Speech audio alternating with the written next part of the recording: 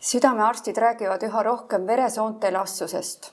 Doktor Viigimaa, miks on südame tervise jaoks veresoonte elastsuse hoidmine oluline? Veresoonte elastsus, arterite elastsusest räägime, on ülioluline, sellepärast et ta näitab meile kõigepealt ära, et kas on juba tekkinud mingit varajast ateroskleroosi või lupjumist. Iseenesest, kui riskitegurid on olematud, siis ka vanemas eas võib arterite elastus ollagi väga hea.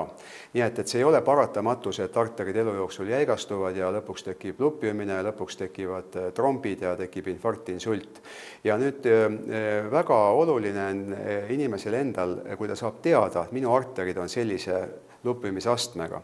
Et see motiveerib väga palju. Et ma olen vaadanud, et kui me ütleme, et vaadake, et kolesteroolist on risk ja suitsetamisest on väga suur risk ja kõrgenenud vererõhust, inimesed mõtlevad, et risk on küll, aga et kas see mulle juba mõjub, mul on äkki kaitsemehhanismid.